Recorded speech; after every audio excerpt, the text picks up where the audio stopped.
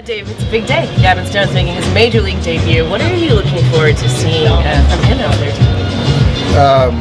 I think there's going to, be some emotion, some adrenaline. He's going to do a great job of masking it. But I think it's obviously highly anticipated for us as an organization, our fan base, and just it's a big moment for the organization, player development, scouting, and for Gavin and his family. So he's going to go out there and he's going to compete, and he's got a chance to face one of the game's best in Bryce Harper. So it's going to be fun, and that's some of the moments that me personally I get excited for. How big of a spring was this for Gavin?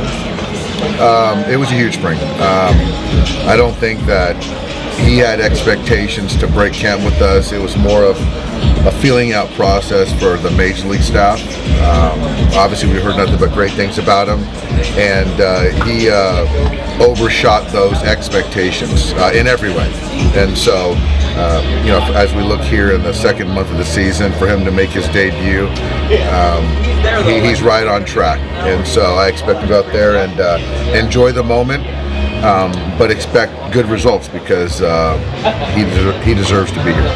Are you expecting to go 6-man for another turn through, or is it just this one start? I think for us it's just kind of taking it one start at a time. We'll see how this one goes, and then we'll make a decision after that. So does this mean Dustin's going to pitch Saturday? Yes. So Clayton's going to stay on turn, and then Dustin will pitch on Saturday, and then Julio will go on Sunday. How much is that just trying to get some of your best guys lined up for not just this weekend's Padres series, but then also when they come here next week? I think there's something to that.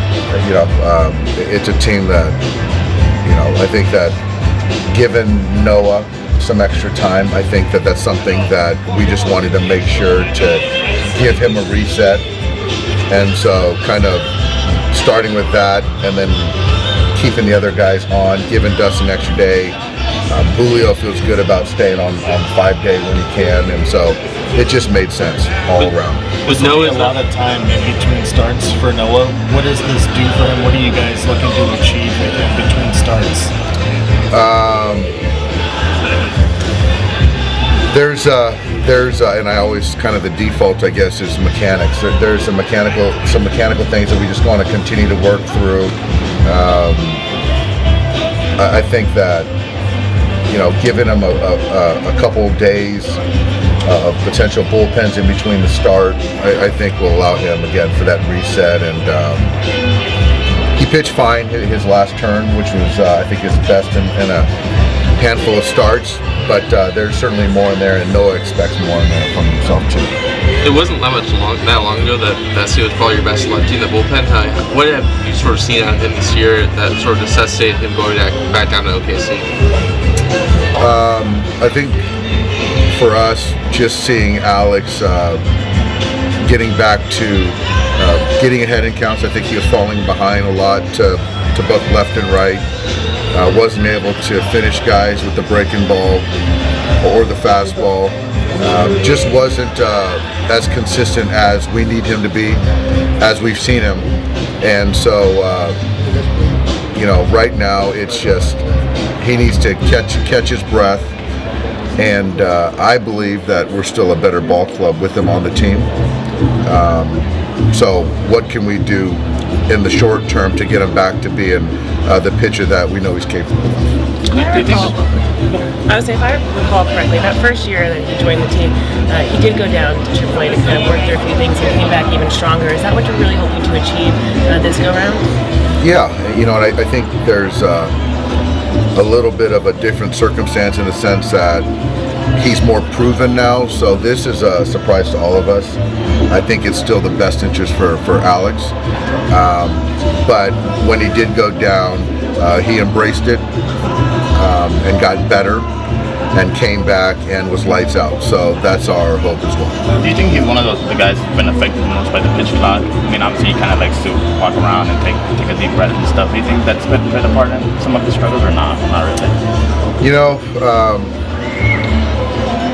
Possibly, but I don't think that's an excuse that Alex would use. I don't see it as a reason. I think guys from spring training through the month of April have had a chance to adjust, and most have. And so I don't think that's the reason. Do you think Gonzalez's kind of ascension played a part in this too? I mean, he's looked pretty good from the left side as well. Yeah. Victor has performed, and I think the thing with Victor is that we've challenged him on being in the strike zone more. His stuff is electric, the fastball, the slider below, and then occasional changeup. And this year he's shown that he can be in the zone more, and he's gotten quick outs and gotten left out, gotten right out. So, right now, Victor's the right option. With some of these younger guys, like, it feels like we've heard these names for a couple of years now. Like, how exciting is it now that it's starting to kind of come together a little bit? It's exciting. I think that, for our organization, the fan base, we're used to having the household names, the superstars, and talk about development and having prospects. But to have these prospects now make debuts, and it's kind of coming in bunches right now. But it's exciting, and I think that they've really blended in with our guys here, the coaching staff, the players, the staff, and even Gavin today. Guys are excited about Gavin making his debut, and that's a good thing. It speaks to the player development guys and preparing them, but also the character of these players, man. It's a lot of fun, and so to hear these names over the last few years and to now see them in Dodger Stadium, it's a credit to all of us that we can still have a lot of great, established ball players to then blend in these young, enthusiastic, talented young ball players too. Dave, in spring training, you told us that Stone would make his major league debut at some point this season. I got one right. Yeah, one of many. But I'm just curious, why in spring did you know that he was ready? Was there a moment? Was there a bullpen? Was there something that said this guy's ready? Yeah, I think there's just something about Gavin. It's not the radar gun. It's not obviously the stature. He's performed. The way he carries himself, the way he commands the baseball. I just felt that he was going to outperform and knock the door down and force our hand. And it's kind of like I like to do is, we bet on people, and it was sort of an easy bet for us. Dave, it sounds like he's pretty much he's fastball changeup primarily.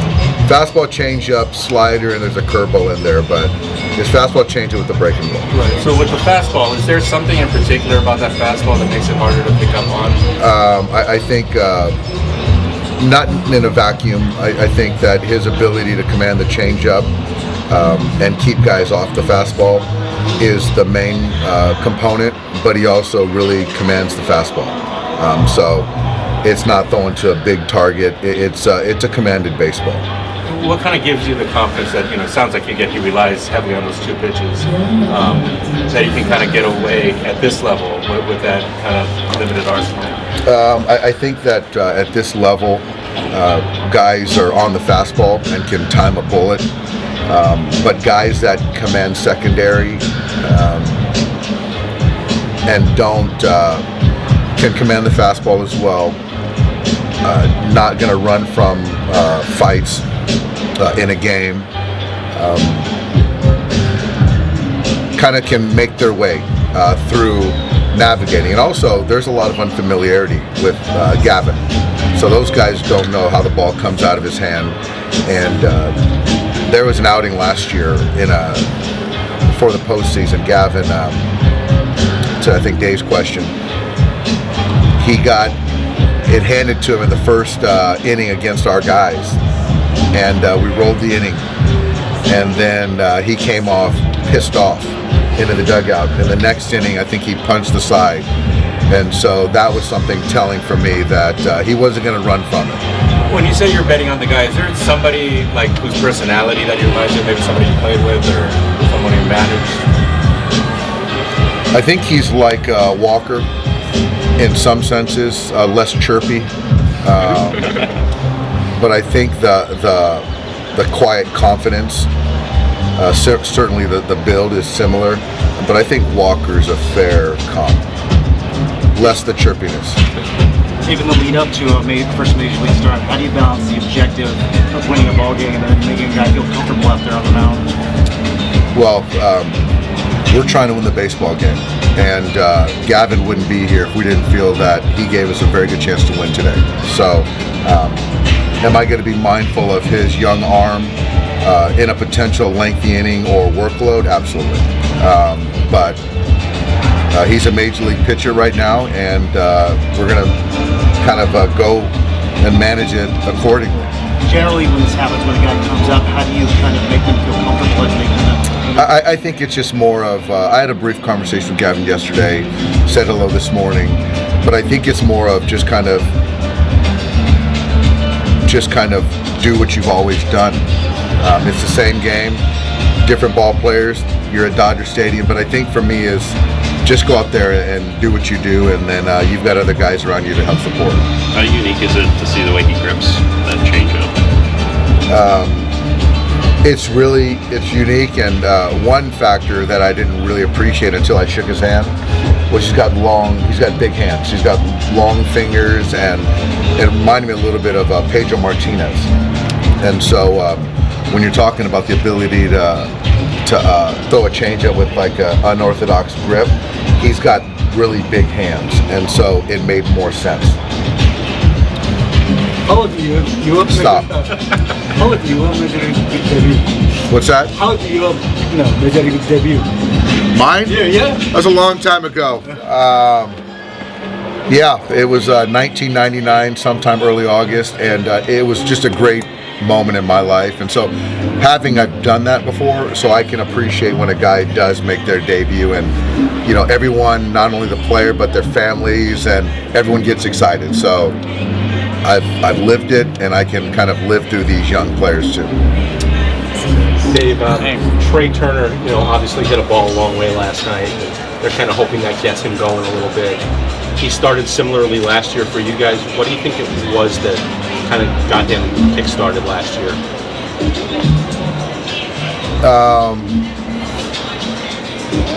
Trey is, I don't recall exactly what got him kick-started. I think sometimes it's one at bat that gets a player like that kick-started. He's a guy that's great because he doesn't overthink things. He doesn't let success or struggles affect his day-to-day work.